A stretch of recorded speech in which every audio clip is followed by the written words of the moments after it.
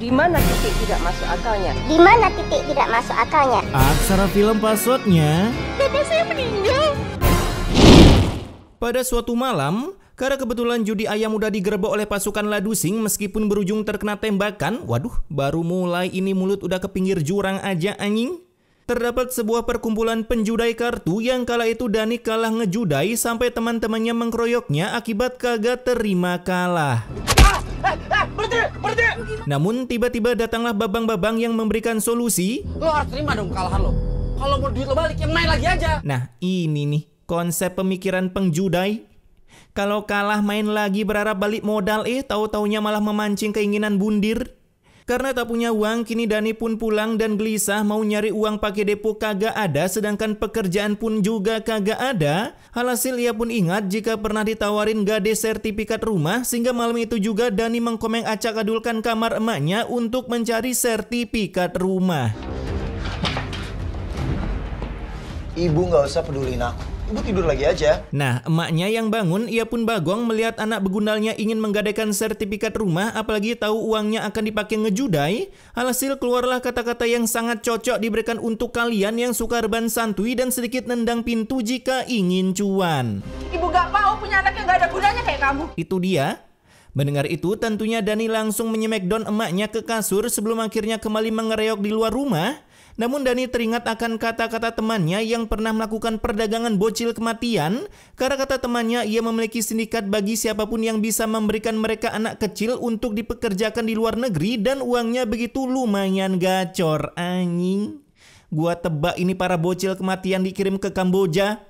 Kala itu Dani langsung mengeksekusi anaknya untuk dipekerjakan menjadi admin judol di Kamboja. Mending kamu di luar negeri, ayah mau jual kamu. Bentukan makhluk yang dirindukan tebasan pedang Umar bin Khattab.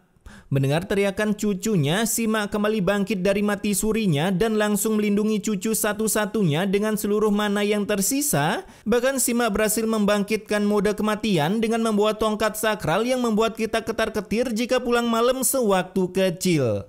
Dan dengan pukulan mematikan itu, mereka pun langsung kabur dari sana meskipun di luar sana hujan. Tapi dengan tololnya, si Tio malah lari ke sebuah sungai yang berujung malah kelelep air hanyut bagaikan putra dugong.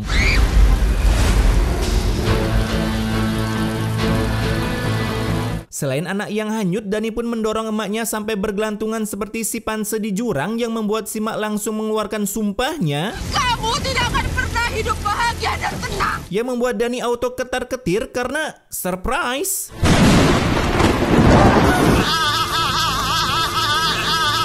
Tiba-tiba sengatan Babang Atta mengenai Dani yang membuatnya seketika tepar. Baru juga disumpahin udah langsung dikabulin sama kakek Zeus.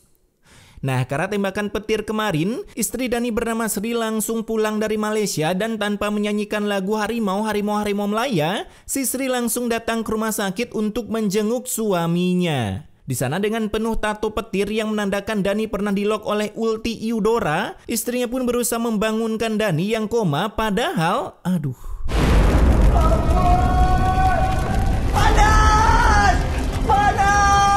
inilah alasan Dani kagak bangun-bangun cuy. Di alam kita tentunya Sri kagak tahu jika suaminya lagi ngevlog. Tapi untungnya kini Dani udah agak sadar meskipun ngigau merasakan kepanasan duniawi lebih panas ketimbang knalpot bit ember yang dipakai San Mori. Dan tanpa perlu waktu lama akhirnya Dani pun sadar dari mati surinya. Meskipun ia sedikit bagong melihat kondisinya saat ini yang dada berisikan reaktor milik Iron Man serta sebuah alat trading yang berada di ruangannya. Grafik trading cuy. Beberapa hari pun berlalu, kini keadaan Dani udah baikan meskipun ia selalu kepikiran tentang vlog sewaktu koma. Pernah ngevlog ke neraka, tapi jika itu diceritakan ke istrinya, tentunya Sri mengira itu editan. Apalagi ternyata Sri mengira Dani kesambar petir ketika ingin mencari anak dan emaknya yang padahal aslinya, bapak-bapak begundal. Aku mau bertobat. Aku nggak mau judi lagi. Nah, tobat kan bagus bang. A few moments later. Kemarin Mas kesambar petir karena nyari mereka. Kamu harus jujur sama istri kamu. Iya Sri. Katanya tobat Sat. Mendengar itu malaikat yang ada di sebelah Dani pun bagong. Karena baru aja palanya ingin dicatat, malah harus dihapus lagi. Mana kagak bawa penghapus, cuman bawa tip ek doang. Sementara di sisi lain, para warga yang berusaha mencari keberadaan Tio, akhirnya mereka berhasil menemukan Tio yang terkapar bagaikan Denny manusia ikan kesayangan Trans 7 dalam kondisi sudah meningsoya. Kalau selamat mah keajaiban dunia, cuy. Halo Pak Karsa, gimana hasil pencariannya Pak? Tio meninggal Pak. Mendengar itu membuat Dani terbagongkan yang padahal ini semua ulahnya sendiri. Dan agar lebih dramatis, ia pun ingin menggeprek kepalanya sendiri meskipun hal itu langsung dihalangi oleh istrinya. Di sisi lain, rupanya Simak berhasil terselamatkan karena sebelum terjun ke sungai, beliau udah membeli segenap immortal. Dan setelah tahu dirinya selamat, kini Simak langsung menghendap-hendap agar tak bayar rumah sakit. Alhasil setelah berhasil kabur dari puskesmas, kini Simak mencari keberadaan cucunya. Di tempat lain, jenazah Tio pun udah dideliperikan ke makam dengan sang ibu yang ikut serta menggiringnya. Dan di tengah jalan akhirnya Simak melihat iring-iringan keranda itu, tapi aduh. Bayar dulu. Pak, saya nggak punya uang. Masyarakat kita kebiasaan hidup gratis ya gini. Ketika dihampiri begitu bagongnya Simak yang melihat ternyata cucunya udah wasted karena lupa diajari cara membeli immortal. Tapi anehnya ia kagak mau menunjukkan dirinya di depan Sri karena takutnya dianggap kagak becus jadi orang tua. Apalagi Simak masih menghindari menemui Dani anaknya yang begitu membGGST-kan. Sri pasti marah sekali sama Dani. Setelah tahu cucunya wasted, kini Simak pun belusukan mencari tempat tinggal, tapi malah tiba-tiba ketimpa meteor tak terlihat di atas kepalanya yang membuatnya langsung pingsan. Dan untungnya Simak ditolong oleh pemilik restoran terkemuka di daerah Nganjuk. Yuk, tolong. Dimana dengan memberi aroma mencret yang dijus, akhirnya Simak terbangun dari pingsannya. Kala itu ia mengaku jika habis kecopetan karena kalau jujur pastinya akan dipulangkan dan bertemu dengan Dani. Alhasil akibat kebohongannya, kini Simak mendapatkan tempat tinggal lengkap dengan pekerjaan sebagai pembantu dan juga sebagai tukang bantu-bantu di resto milik NPC Sultan ini. Di sisi lain akhirnya Dani udah pulang dari rumah sakit dengan wajah berisikan bekas aliran petir asyap. Dimana dengan doblehnya si Dani pura-pura merasakan kehilangan emaknya yang padahal dalam lubuk hatinya yang sedalam deep web berkata lain. Semoga ibu nggak selamat supaya hidup aku tenang. Katanya mau tobat anjing. Di sana Sri pun bilang jika ia udah resign bekerja menjadi harimau Melaya di negara tetangga karena kebetulan uang tabungannya udah cukup menghadapi rupiah yang meroket. Beberapa hari kemudian, kini Dani membuka sebuah warung Madura untuk memenuhi kebutuhan para warga Nganjuk yang tiap malam tiba-tiba pengen nyeduh Indomie. Terlebih lagi baru membuka warung Madara, kini Dani pun bisa melunasi hutang-hutangnya ke para kreditur. Baru buka sehari anjing udah bisa bayar hutang. Malam harinya saat udah waktunya sholat, si Dani pun belum juga kembali ke jalan kebenaran karena menolak ajakan GB pahala dari istrinya. Dimana baru aja istrinya OTW masjid, datanglah teman-teman Dani untuk meracuni pikiran Dani setelah memiliki usaha dan uang yang gacor. Gue cuma pengen ajak lu main. Itu dia.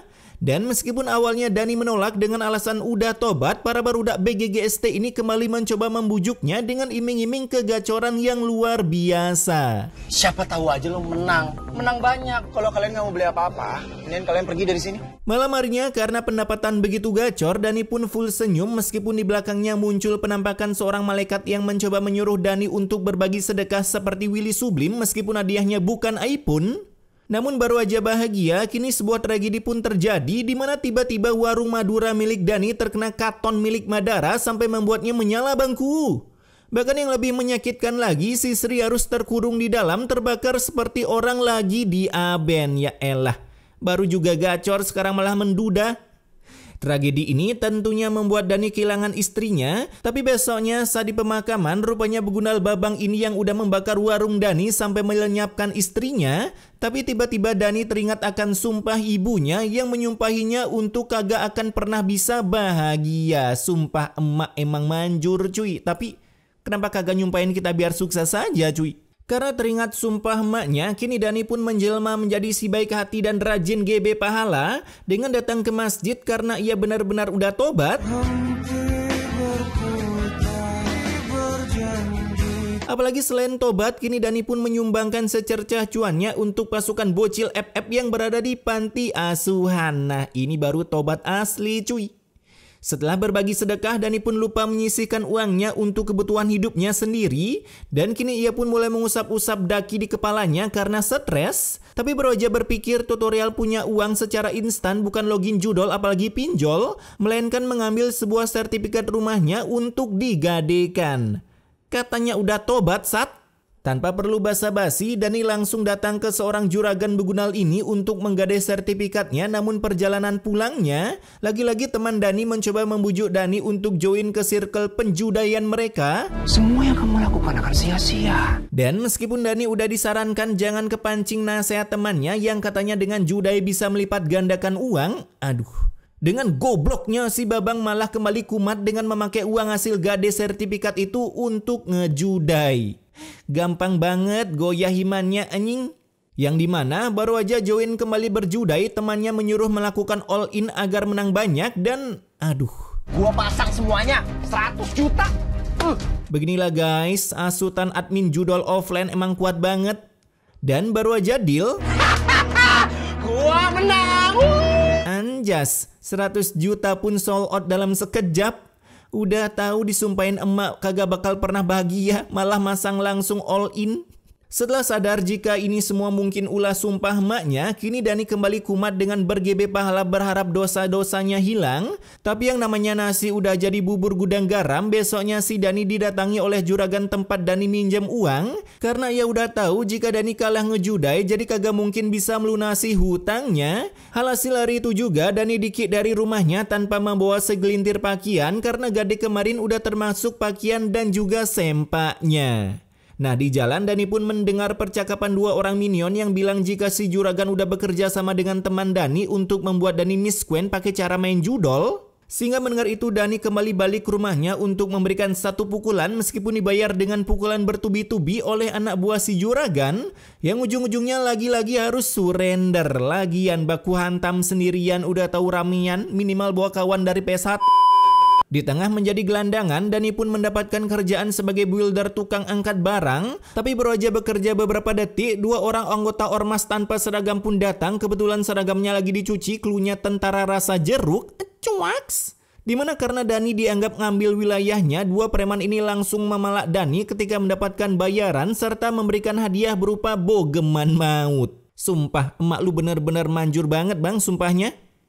Setelah baku hantam, Dani yang kelaparan, ia pun mulai mengcosplay menjadi Anjayani dengan mengambil sisa makanan di tong sampah. Dan dari belakang hadirlah emaknya sambil berkata, "Ya elah, ketemu anak anjing lagi gua di sini."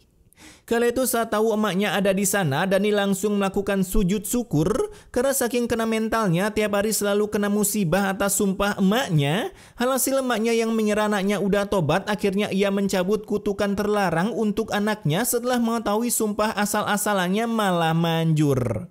Di sana Dani pun bilang jika sumpah emaknya juga membuat Dani sampai mengduda karena istrinya terlahap oleh api Uchiha saat ingin menutupi gerai warung Maduranya. Gua tahu sekarang kenapa warung Madura kagak pernah tutup. Takut disamperin Madara. Dan mendengar itu kini maknya mengajak Dani tinggal bersama maknya. Tapi Dani yang kagak mau, ia pun pergi begitu saja sampai akhirnya terjadilah hal yang mengerikan. Apalah, jalanan di perumahan bisa-bisanya ketabrak. Orang di jeruk peras udah sekecil minecraft anjing.